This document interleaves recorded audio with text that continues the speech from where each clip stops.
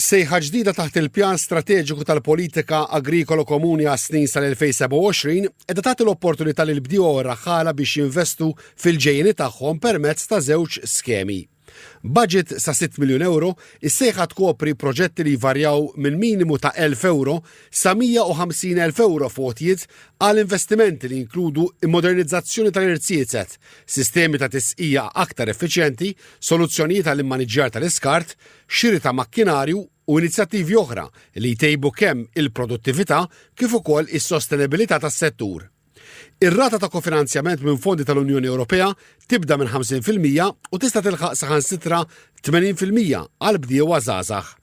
Il-Ministru għall-Agrikoltura Anton Refalo qal din is-sejħa l-fondi investiment dirett fil-ġejjieni tal-agrikoltura Maltija, b'enfasi fuq iż-żgħażagħ biex jiġu inċentivati jidħlu fis-settur. Investiment ieħor massiġġ ta' 6 miljun euro, investiment fuq żewġ skemi importanti għal-bdiewa u r-raħħala tagħna illi għalina bħala Ministeru narhom bħala investiment fis-settur agrikolu.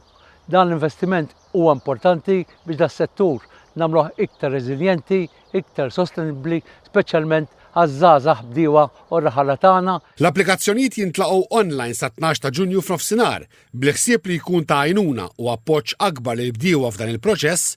Mis-sibt li ġej il-Front Office tal-Arpa f'Taqali ser ikun qed jiftaħ ukoll nhar ta' Sibt filgħodu.